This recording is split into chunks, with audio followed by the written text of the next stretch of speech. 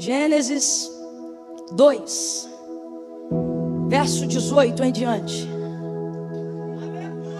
Diz assim o texto: Disse o Senhor Deus: Não é bom que o homem esteja só. Far-lhe-ei uma adjutora que lhe corresponda. E havendo, pois, o Senhor Deus formado da terra todos os animais do campo e todas as aves do céu, trouxe-os ao homem para ver como ele lhe chamaria. E tudo o que o homem chamou a todo ser vivente, isso foi o seu nome. Assim o homem deu nome a todos os animais domésticos, às aves do céu e a todos os animais do campo. Mas para o homem, todavia, não se achava uma adjutora que lhe correspondesse. Então o Senhor Deus fez cair um sono pesado sobre o homem, e este adormeceu. E tomou então uma das suas costelas e fechou a carne em seu lugar. E da costela que o Senhor Deus tomou do homem, formou a mulher e trouxe ao homem. E disse o homem: Esta é agora osso dos meus ossos e carne da minha carne. Ela será chamada mulher, porquanto do homem foi tomada. E você diga amém. Amém. Amém, glória a Deus. A narrativa que nós acabamos de fazer menção no livro do Gênesis, ele não é apenas o texto áureo para poder separar na Bíblia macho e fêmea, ou o texto áureo da base conjugal, da base do casamento. Preciso que você amplie um pouco mais os seus horizontes além disso. O livro do Gênesis, na verdade, é a narrativa do princípio de todas as coisas. Uma narrativa essa que não se destina apenas a trazer os fatos de como as coisas se deram, mas a compartilhar conosco, através de como as coisas se deram, qual é a intenção de Deus para com a terra, qual é a intenção de Deus para com a humanidade, através de Adão, o primeiro homem criado. Então, quando você olha para o livro do Gênesis, você não pode acreditar somente que está diante de uma história compactada sobre a criação, mas, de fato, como a narrativa se apresenta, o princípio de todas as coisas. Princípio esse que não fala só do começo de todas as coisas, mas fala quais são os princípios que Deus estabeleceu para a humanidade quando criou todas essas coisas. Princípios esses que não foram mudados em Cristo. Princípios estes que não se romperam por causa da ministração da nova aliança. Pelo contrário, no primeiro sermão de Jesus, Jesus já veio deixando claro: não cuideis que eu vim trazer a paz, eu vim trazer a espada. Ele está falando que veio não para repetir os rituais da lei mosaica, mas para fortalecer os princípios estabelecidos por Deus, de uma maneira que pudesse ser cumprida pelo homem, sem ser de maneira hipócrita ou de maneira farisaica. Futuramente Jesus vai dizer categoricamente, quando vai ser assunto aos céus, para um dos seus discípulos ou dois dos seus discípulos, quando ele está diante de Filipe e ele diz que vai para o Pai. E então ele diz: mostra-nos o Pai. E Jesus responde mostrando que não há incoerência nenhuma entre o Pai e o Filho. E isso estabelece também os princípios da vontade de Deus, do Pai se manifestando no Filho, quando então ele lhe responde: ora, você ainda não vê o Pai? Pois quem vê a mim, vê o Pai. E quem vê o Pai, vê a mim. Então você não pode descartar os princípios que são estabelecidos para nós, daquilo que está escrito no livro do Gênesis, acreditando que isso não é mais uma realidade, ou não é algo que não se manifeste em Cristo na ministração da nova aliança. E o que é que nós vamos observar aqui? Princípios de Deus, que dos quais, se eu me interessar em obedecer, eu farei com que seja inevitável a bênção de Deus sobre a minha vida. Por quê? Porque Deus me fez para ser feliz com Ele. Deus me fez para ter uma vida abundante. Quando Jesus chega, Ele chega desfazendo as obras do diabo. Diz o texto: para isto se manifestou o Filho do Homem, para desfazer as obras do diabo. Concomitante a isso, Ele dá continuidade à sua obra aqui na terra. E Ele diz: eu vim para que tenhais vida e a tenhais em abundância. O primeiro princípio que nós precisamos compreender na criação de Deus, quando realizou a humanidade em Adão, é compreender que Deus nos fez para sermos plenos. plenamente felizes, plenamente satisfeitos, plenamente bem-sucedidos. Eu não estou dizendo que tudo isto vai dar certo, pelo contrário, Jesus disse: no mundo tereis aflições, mas tem bom ânimo, eu venci o mundo. Eu não estou falando sobre ser rico todo dia, eu não estou falando sobre não ficar enfermo, eu não estou falando sobre não ter processo de dor, eu não estou falando sobre ficar angustiado, sobre não ficar angustiado.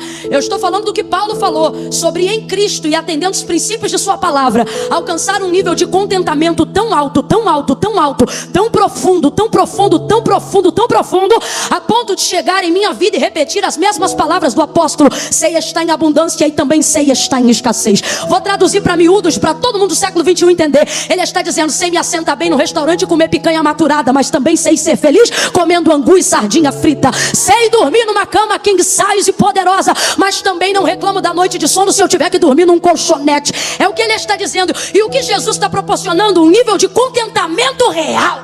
Oh, aleluia! Aleluia, aleluia. Na maioria das vezes as pessoas não têm inveja do que nós temos, elas têm inveja do que nós somos. Por que que isto acontece? Porque na verdade nós avaliamos o contentamento das pessoas. Como é que consegue ser feliz com tão pouco?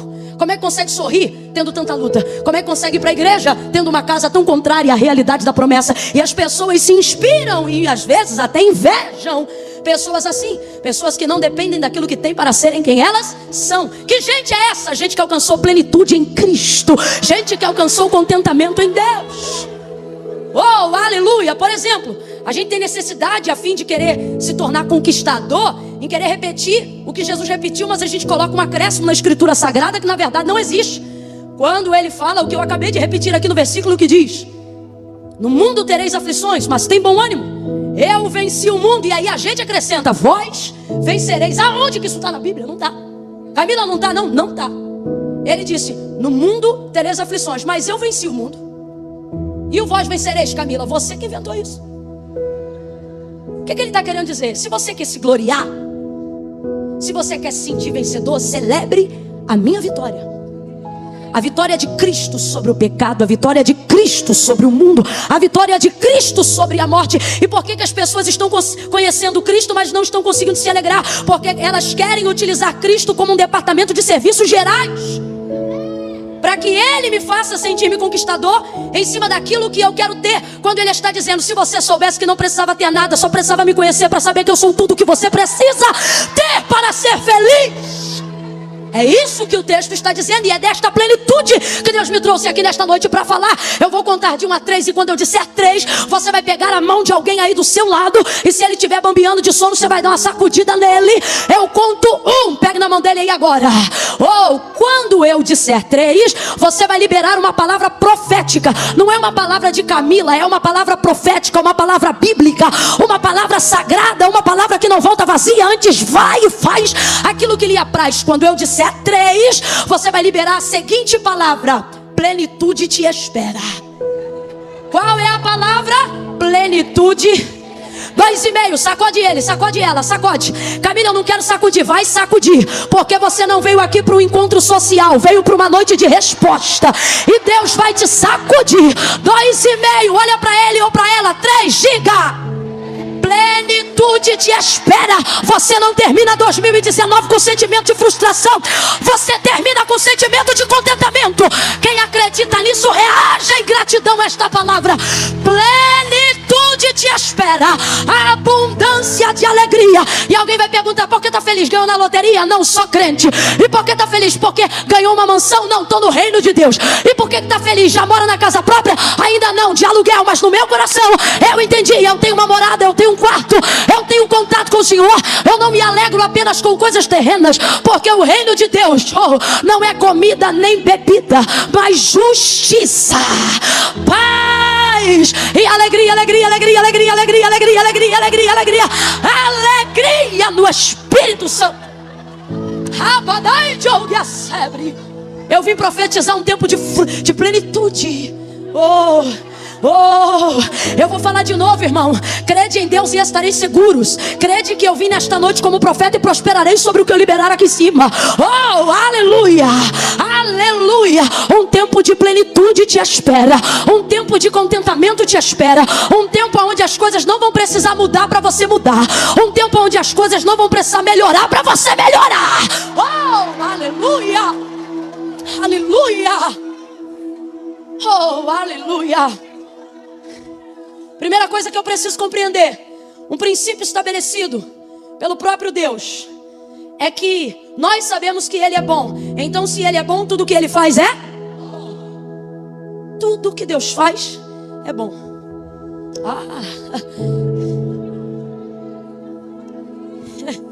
É tão bom que Ele mesmo olha para a obra da criação e ao término de cada etapa do processo da criação, Ele avalia seu próprio trabalho e diz: é bom.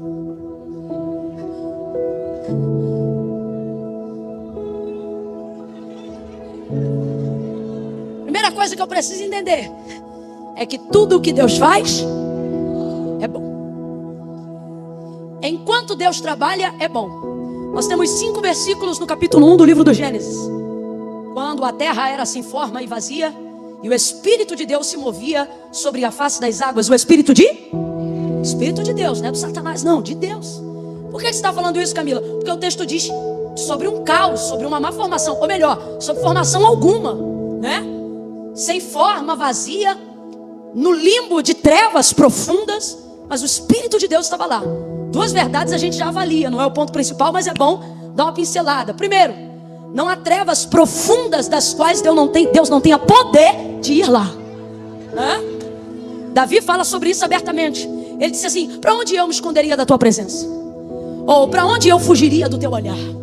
Se eu colocar a minha cama no mais profundo abismo, ali o Senhor está. Se eu subir até a mais alta montanha, ali o Senhor também me vê. Então não tem essa de Deus não vai aqui, Deus não vai ali. Do Senhor é a terra, a sua plenitude, o mundo e aqueles que nele habitam.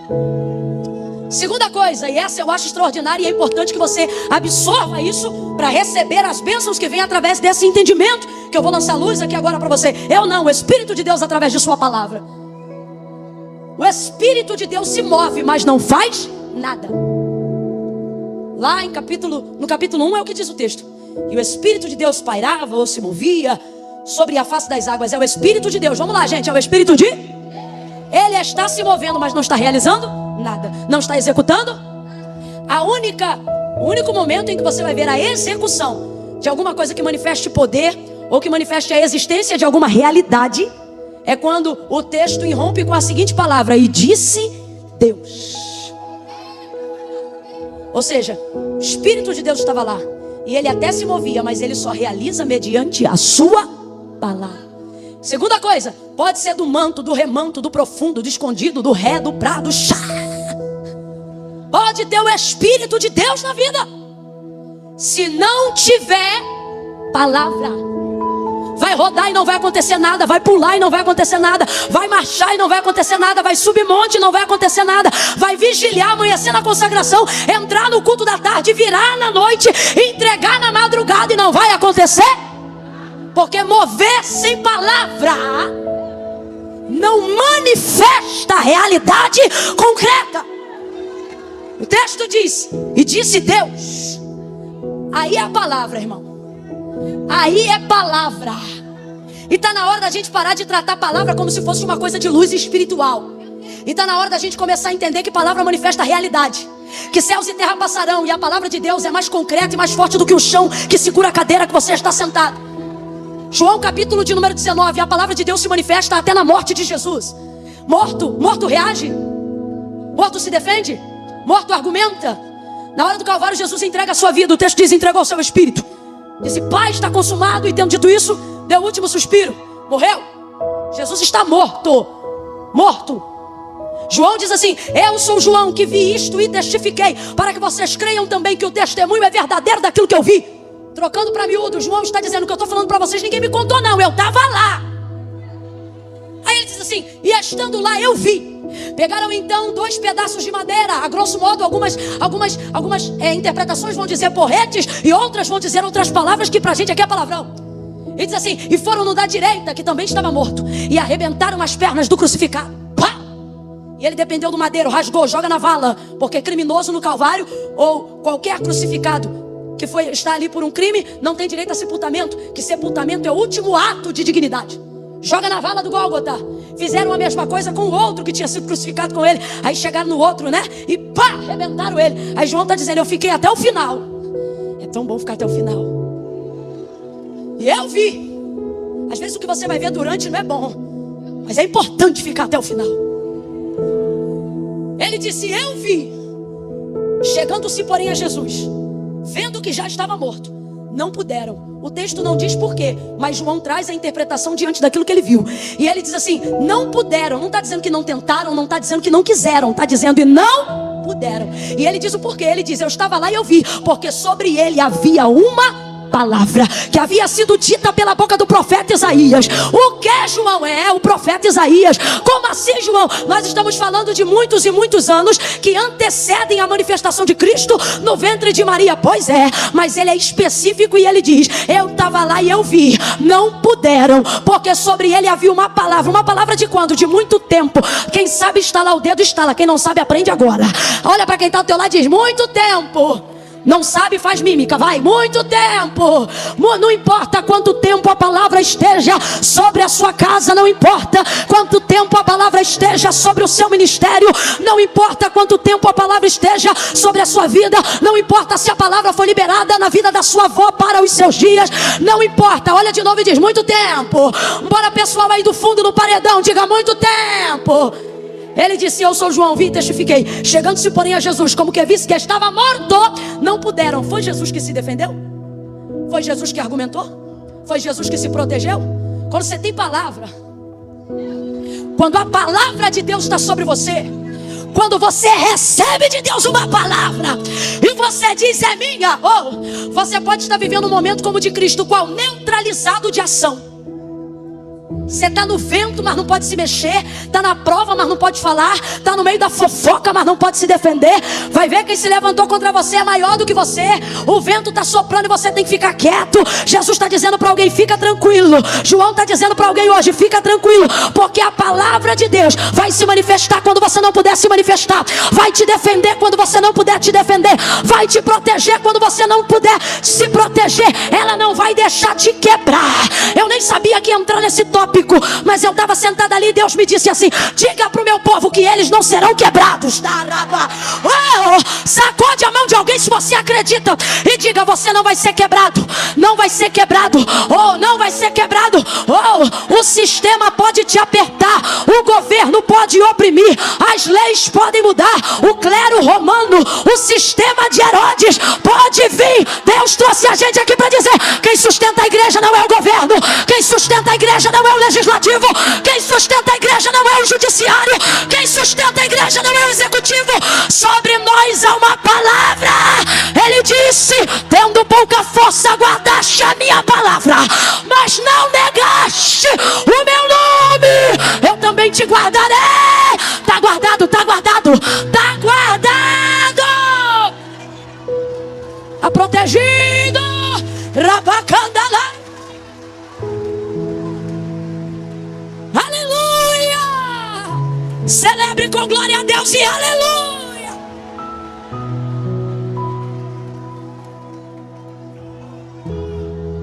Chegando-se porém a Jesus, como que visse que já estava morto. Vou beber uma água, mas não fica me secando não, adora a Deus.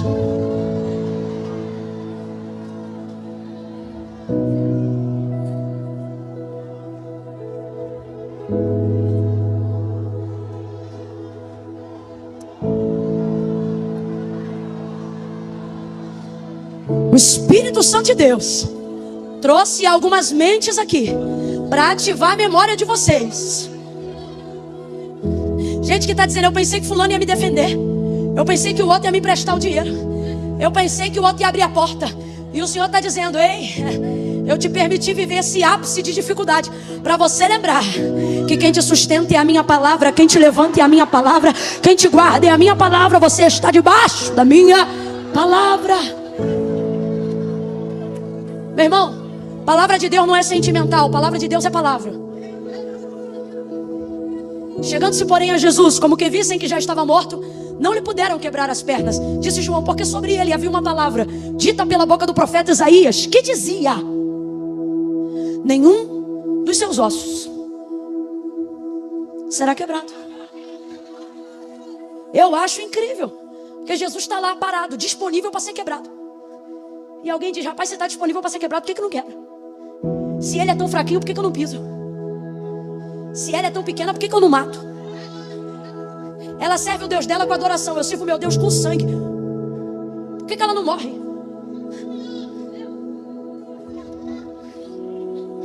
Alguém diz, botou o nome dela na boca do sapo.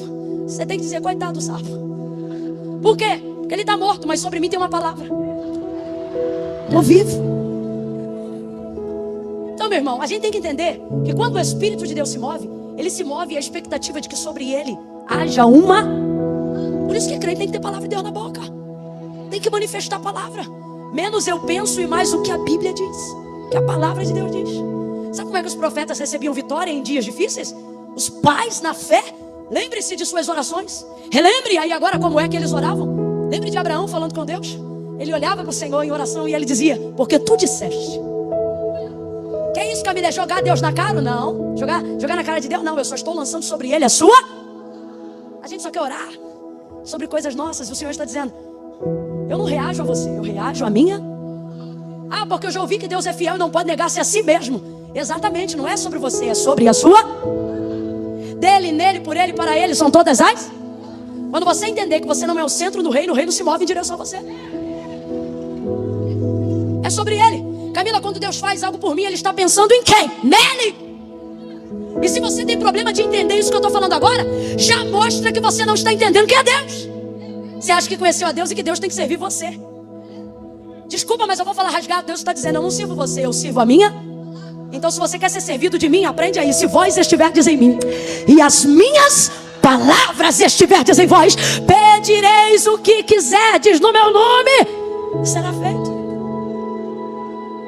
Aleluia, oh aleluia, oh aleluia.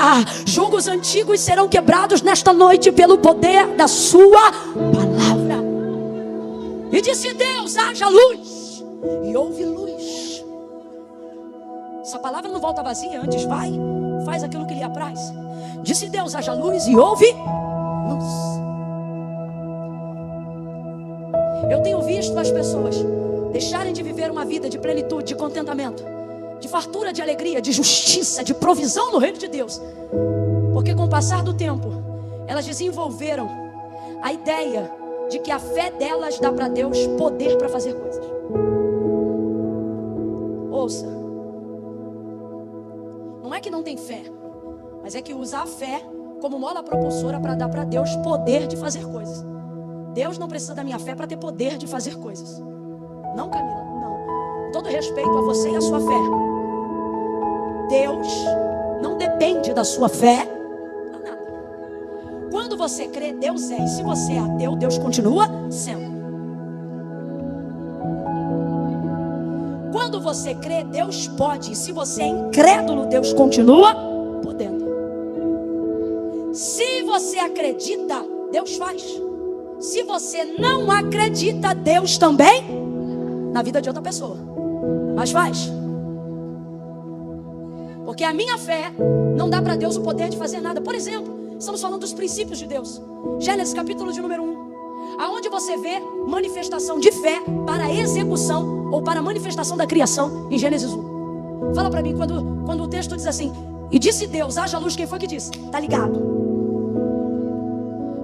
Quando o texto diz, e disse Deus, haja luz, quem foi que disse? Eu creio. Ninguém, vamos ser honestos. Não fala o que eu quero ouvir, não, fala o que está escrito. Há manifestação de fé para a criação de Gênesis 1? Não, porque a Bíblia é fiel e a carta aos Hebreus diz, porque céus e terra não foram feitos de prova aparente do que se vê, mas foram criados pelo poder da fé? Não, pelo poder da sua palavra. Camila, você está dizendo que eu não tenho fé, que eu não tenho que ter fé? Não, eu só estou dizendo que você tem que colocar a fé no lugar certo. Sua expectativa tem que estar na palavra que Deus liberou sobre você. Tem que estar no Deus que liberou a sua palavra. Só para a gente ratificar, não é o principal, não vou me reter aqui, mas alguém precisa dessa libertação de conhecimento para receber o restante.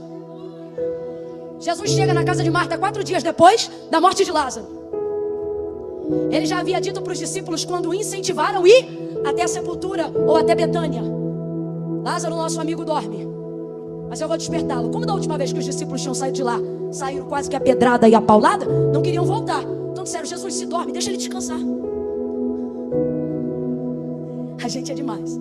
Aí Jesus fala categoricamente e abertamente, porque eles não entenderam. Ele diz assim: Lázaro está morto, mas eu vou ressuscitar. Quando Jesus diz eu vou fazer, irmão, considere. Então vamos lá. Jesus dependeu do ânimo dos discípulos para ressuscitar Lázaro? Não, ele disse: está morto, mas eu vou. Ele não disse João vai, ele não disse Pedro vai, ele disse eu vou. Se vocês não forem, eu vou. Se vocês não crerem, eu vou. Se vocês apoiarem, eu vou. Se vocês não apanharem, eu vou. Eu vou. Mas ele incentiva os discípulos. Ele diz: olha, mas eu não fui até agora, para que o meu Pai seja glorificado. Jesus anima eles. Aí eles vão todos.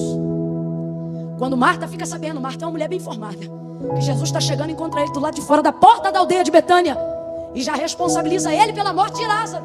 Se tu estivesses aqui, o meu irmão não teria morrido. Conjugação verbal de Marta está no tempo passado. Vamos lá, gente, preciso saber que você está comigo. Conjugação verbal do tempo de Marta está no... Se tu estivesses aqui, meu irmão não teria morrido. Eu costumo dizer que se no obituário de Lázaro o campo, causa da morte, fosse preenchido por Marta, ela diria: ausência de Jesus. Ela responsabilizou ele pela morte de Lázaro. Se tu estivesses aqui, meu irmão não teria morrido. Aí Jesus não depende de Marta para ressuscitar Lázaro, porque antes mesmo de sair de onde estava, ele disse: eu vou ressuscitar Lázaro. Mas ele não vai para a sepultura sem antes dialogar com Marta. Podia ter deixado ela falando sozinha, mas não. Ele vai lá corrigir o tempo verbal de sua fé. Ele chega para Marta e diz: Marta, teu irmão vai ressuscitar. Aí o que Marta faz? Pega a fé do passado e joga no futuro. E fica Jesus lá corrigindo a fé dela. Por quê? Porque fé no passado não muda. Se tu estivesse aqui, sabe o que ele está dizendo? Eu queria que tu estivesse aqui antes. Eu queria que tu estivesse aqui. Camila, será que eu tenho fé? Como Marta tem? A pergunta é: está conjugando no tempo certo? Está manifestando a palavra no tempo certo? Ouça isso, por favor. Ouça isso, por favor. Se tu estivesse aqui, meu irmão não teria morrido. Sabe o que ele está dizendo? Queria que tu estivesse aqui antes. É gente que está hoje aqui, tem palavra, tem Jesus, tem vida com Deus, mas só manifesta a fé no tempo errado, dizendo: ah, se eu tivesse conhecido Jesus mais cedo. Ah, se eu tivesse casado com fulano ao invés de ciclano. Ah, se eu tivesse tido um filho só ao invés de 2. Ou se eu tivesse tido 4 ao invés de 3. Se eu tivesse casado primeiro para engravidar depois. Se eu não tivesse engravidado solteiro. Jesus está aqui agora, mas você só conversa com ele sobre o que ele não fez, sobre o que você não fez, sobre aonde ele não foi, sobre o que não aconteceu. Tem fé, mas só conjuga ela no... E fé no passado não serve para... Aí Jesus não depende de nada, nem de Marta para ressuscitar a fé de Lázaro. Perdão, nem da fé de Marta para ressuscitar Lázaro. Mas ele olha para ela e diz: Marta, olha ele corrigindo a fé, teu irmão vai ressuscitar. Ela, de vez de dizer yes, ela diz: eu sei. No contexto do grego poderia ser substituído por eu creio. Ou seja, tem fé, tem ou não tem? Tem ou não tem? Mas está conjugando no lugar errado. Ela diz: eu creio, eu sei, naquele grande dia. Aí tira a fé do passado e joga para o... Camila, mas não está certo não, está certo não. E eu vou te explicar por que não está. Se eu dissesse assim para você: me diga aí uma promessa que Deus te fez, uma palavra de Deus que há sobre a sua vida, você teria obrigatoriamente que acessar uma memória do seu? Vem comigo, gente, sem preguiça, estou contando com a tua inteligência. Se eu te pedisse aí, me diga uma palavra que Deus liberou sobre a sua vida, obrigatoriamente, se você tem uma palavra, uma promessa, você teria que acessar uma memória que estaria no seu passado. Mas não seria problema visitar uma memória do meu passado, porque toda palavra que Deus liberou sobre no meu passado me projeta para o futuro. Então eu vou lá, lembro do que Deus falou e acredito no futuro, sim ou não? E por que não acontece se eu creio? Por que não acontece se eu tenho palavra? Camila, porque não é no tempo de Deus. E se eu disser que o nome de Deus é já? E se eu te disser que você está acostumado a dar essa resposta? Porque você é o presente. E o presente é o que está exatamente no meio entre passado e futuro. lembro da promessa passada, fico tranquila porque me projeta para o futuro. Mas se eu tenho palavra, e se Deus tem fidelidade para cumprir, por que ainda não cumpriu? Na maioria das vezes, não cumpriu, porque eu estou no presente. Eu sou presente. Só que eu acho que o que Deus falou que vai fazer e o que Ele vai fazer é problema só dele. Vai pular daqui de passado e vai direto para o... Mas Deus não anula o tempo. E o tempo que eu vivo, que é quem recebeu a promessa, eu sou presente. Sou o tempo presente. Nunca parou para pensar? Passado a gente chama de passado, futuro chama de futuro. O que a gente tem agora foi nos dado como não pode ser anulado. Aí a gente fica aqui no meio. Deus falou, Deus vai cumprir. Deus falou, Deus vai cumprir. Deus falou, Deus vai cumprir. Deus disse, vai fazer. Falou, vai cumprir. Mas o tempo passa e não acontece. Porque Deus pode fazer o que falou para mim que vai fazer sem minha ajuda, como Ele fez, dizendo, eu vou ressuscitar Lázaro. Mas não fez isso sem levar os discípulos. Pode ressuscitar a Lázaro sem a fé de Marta, mas não foi lá sem antes animar a fé dela. Camilo, o que você está dizendo? Vou traduzir como Deus faria. Você diz, Deus falou, Deus vai fazer. Deus está dizendo, eu falei e quero você no que eu vou fazer. Eu falei e vou te animar no que eu vou fazer. Eu falei e tem um caminho, você vai andar comigo até lá.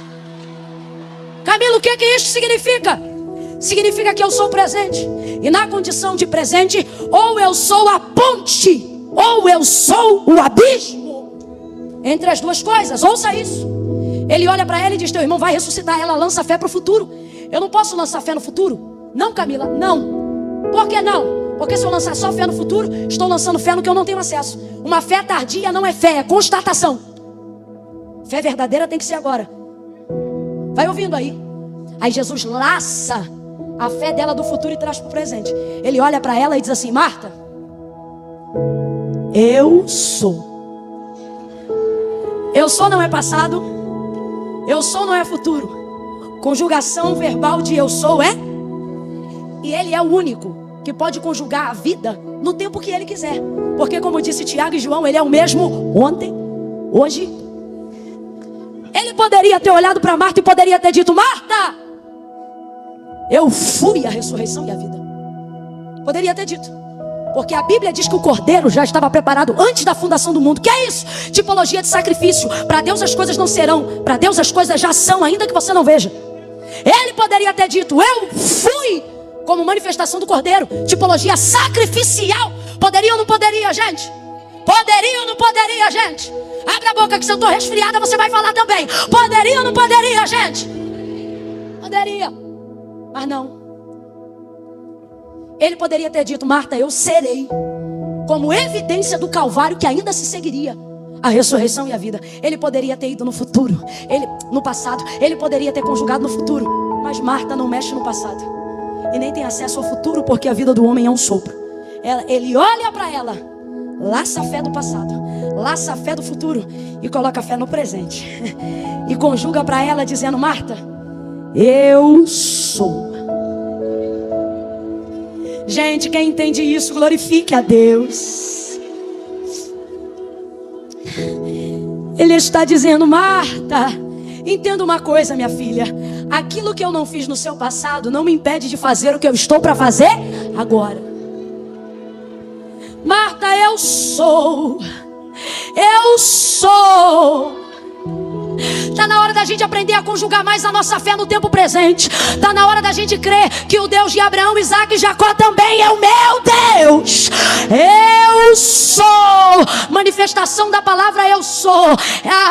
Eu me lembro dela no meio da sarça fumegando, quando Moisés diz assim, mas quando eu chegar lá para libertar o teu povo e eles me perguntarem que Deus me enviou, o que eu respondo a eles?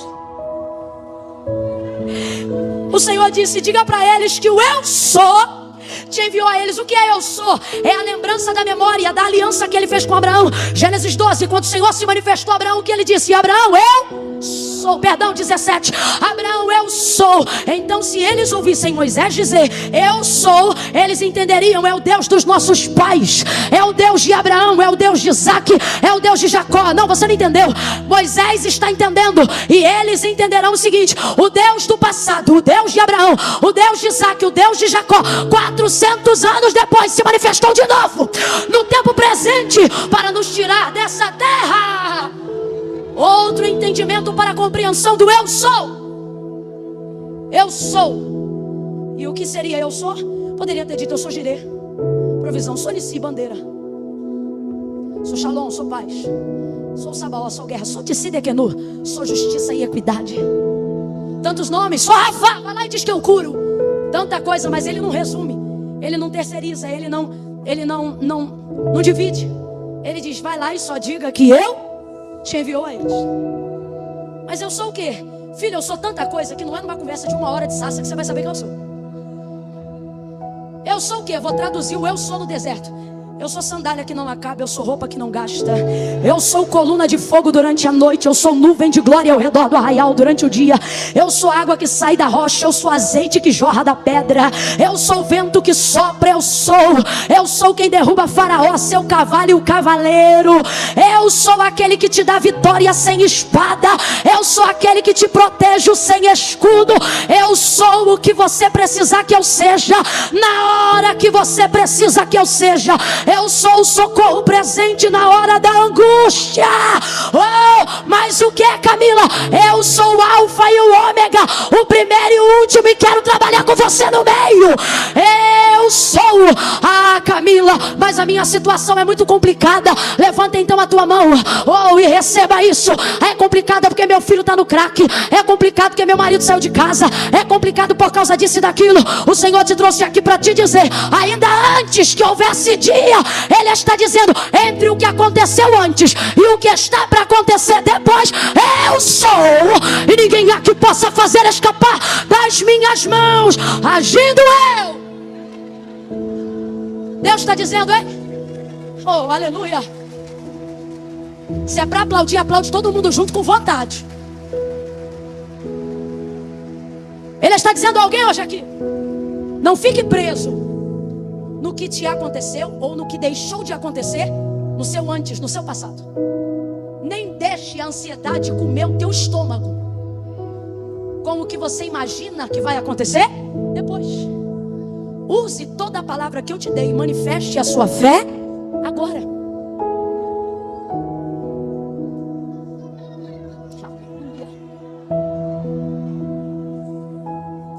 Ele corrige a fé de Marta e Ele está corrigindo a nossa fé hoje aqui. Eu ia falar um monte de coisa, mas vou falar só mais 2 coisas.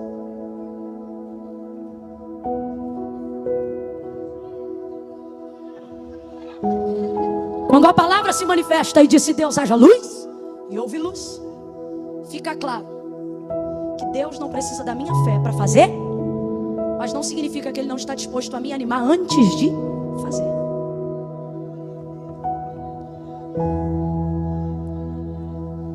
Posso ressuscitar Lázaro, mas não vou fazer isso sem você. Por quê? Porque eu preciso de você? Não, porque você precisa ver o que eu vou fazer. Isso cria em mim um entendimento de qual é o princípio da fé. O princípio da fé não é fé, o princípio da fé é palavra. Então, se quiser ter fé, vai ter que aprender a ouvir a, absorver a e acreditar no pregador? Não, acreditar na. Aí você vai desenvolver uma fé tão extraordinária que me faz chegar a esse entendimento: que eu não preciso, que Deus, não precisou de fé para Gênesis 1. Crendo ou não crendo, Deus fez. Agora, eu preciso de fé para crer em Gênesis 1. Ou seja, Deus não precisa da minha fé para fazer nada. Eu preciso da minha fé para receber o que Ele já fez, que Ele já decidiu. Então você tem que corrigir a sua fé. Não é que você não tem fé, mas está colocando ela no lugar errado. Por exemplo, a palavra de Deus sobre a minha vida não depende da sua fé para ela acontecer. Depende da fé que eu tenho na palavra que eu recebi.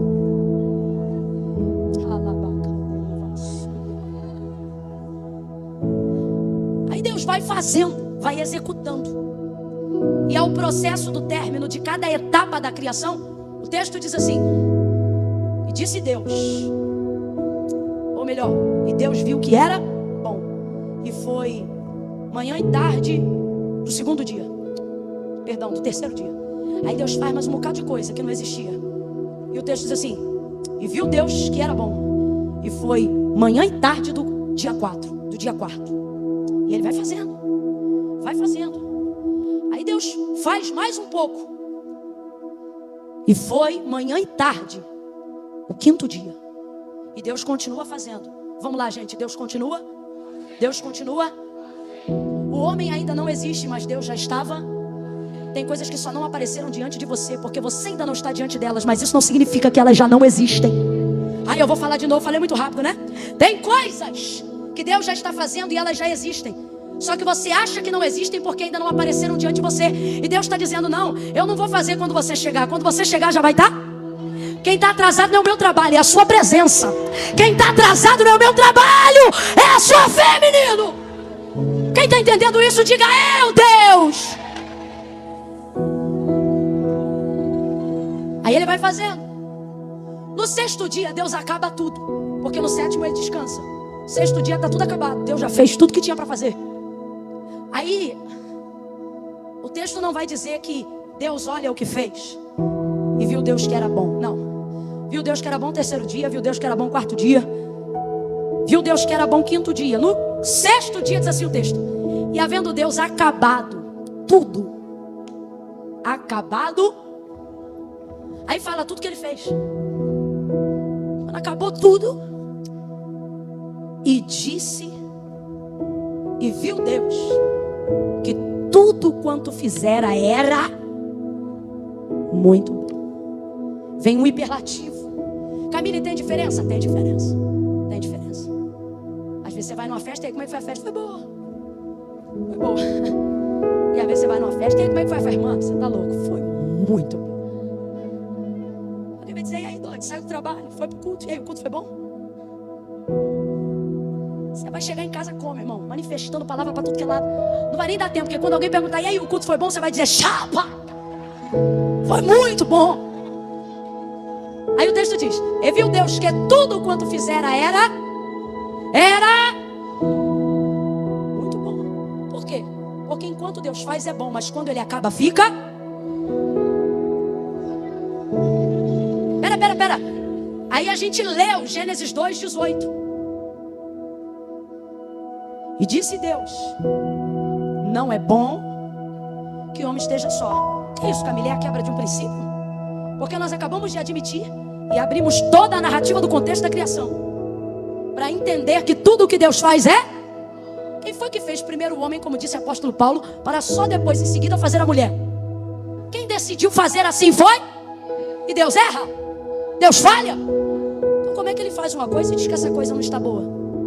E disse Deus, não é bom que o homem esteja. Só que Deus conjuga as coisas no tempo certo. O texto não diz assim, aonde nós lemos, não é bom que o homem seja, porque ser é característica permanente e estar é advérbio de tempo. Deus diz, não é bom que o homem esteja. Vambora, gente.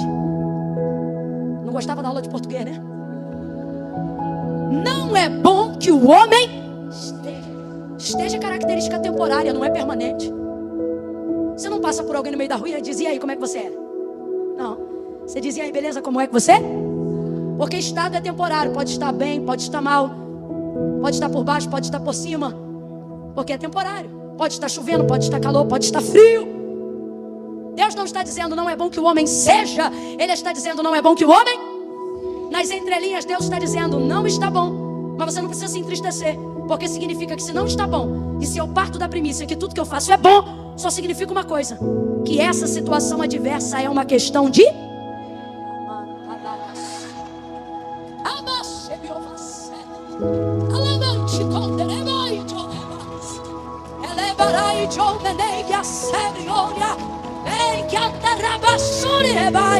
me dá sua mão, moço.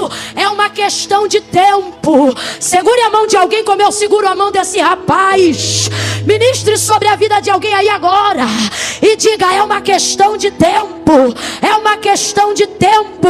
Diga, se não está muito bom, é porque Deus ainda não acabou. É temporário. É temporário. Vai passar. Vai melhorar. Vai haver plenitude. Vai haver contentamento. Vai haver abundância de alegria. Oh, vem, pode vir, meu filho. Pode aumentar seu teclado. Deixa o Senhor se manifestar no meio dos louvores. Se o baterista quiser vir, pode chegar também. Deixa Deus passear no meio da harmonia. Deixa Deus aparecer na melodia. Deixa onde estava vazio fica cheio. Cheio da presença de Deus. Deus está dizendo: não se mete no meu trabalho. Ainda não acabou. A sua situação é temporária. Quando eu acabar, você vai ver que tudo que eu faço não é só bom, não. Tudo que eu faço é muito bom. Vai ficar muito bom. Vai ficar maravilhoso. Vai ficar sensacional. Camila, porque Deus me trouxe nesse culto? Para animar a sua fé e para te dizer: eu posso fazer sem você, mas eu não vou fazer sem envolver você naquilo que eu decidi fazer. Gente, eu tinha visto um baterista. Eu tinha visto. Não tem um baterista? Eu tinha visto um. Não tem não? Tem não? Meu Deus. Vem, meu filho, vem, você mesmo.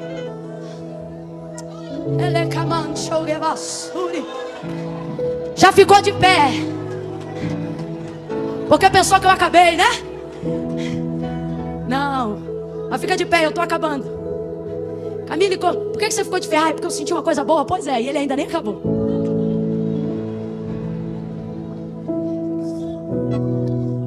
Olha isso. Poxa, eu não ouvi a bateria até agora. Aleluia! Camille, é para dar ênfase para o pregador? Não, é para dar ênfase para o momento que Deus manifesta. Para o momento que a gente diz que o Espírito Santo vai passar. É porque quer aparecer? Não, é porque eu quero que Ele apareça. E que a gente tenha liberdade.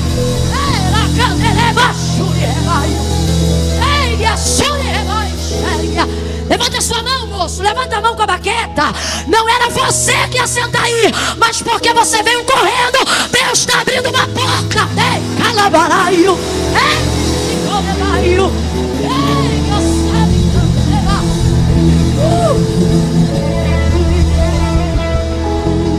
Camila, se tudo que Deus faz é bom, por que que Ele mesmo diz acerca da situação que Ele botou o homem, que não é bom que o homem esteja só? Ora, porque Ele está deixando claro que Ele ainda não acabou. Já arrumou casa? Já consertou um carro? Já fez algum serviço artesanal? Já capinou um quintal? E antes de acabar, alguém vem e diz assim: ó, não limpou aqui não, ó. Dá uma raiva, não dá?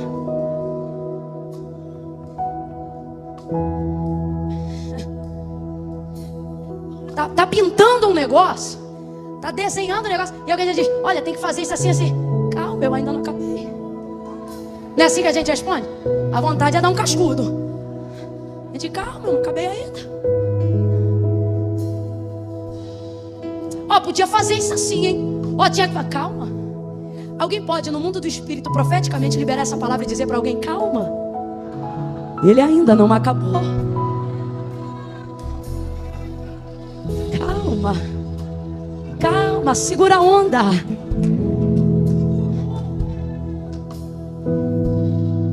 Agora veja bem, lá pro verso 22, se eu não me engano, o homem vai perceber que está só. Só que Deus já viu no 18. Entre o 18 e o 22 tem um tempo, porque Ele está dando nome para os animais.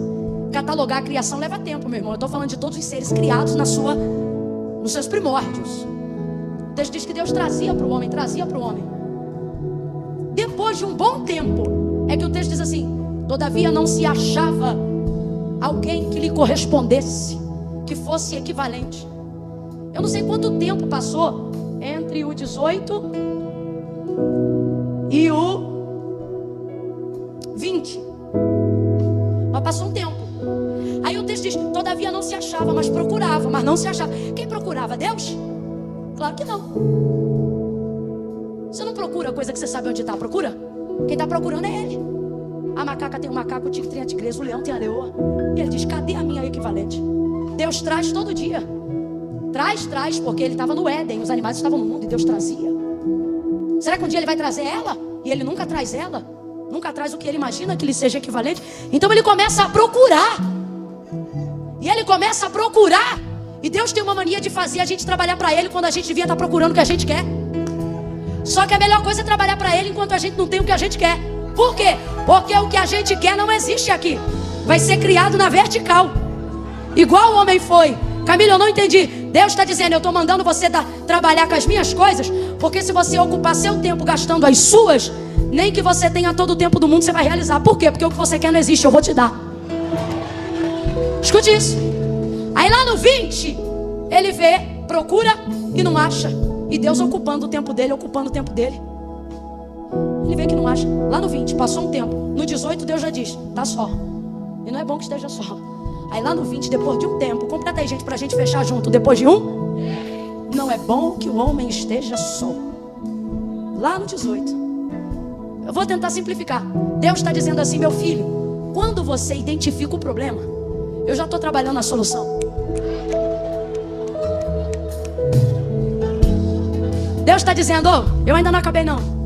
Quando você identificar o problema, eu já estou mexendo, já estou movendo, já estou soprando, já estou trazendo.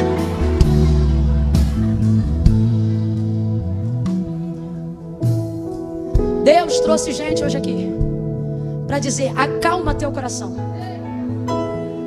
Posso fazer o que vou fazer, mas não vou fazer sem envolver você no que eu decidi fazer. O Deus que fez o homem do barro poderia fazer a mulher de onde quisesse sem tocar no homem? Sim ou não? Sim ou não? Tanto poderia que fez quando fez o homem, mas quando fez a mulher fez questão de envolver porque esse é o maior princípio que a gente não pode esquecer. Qualquer Deus deseja ser servido, o nosso Deus gosta de trabalhar junto.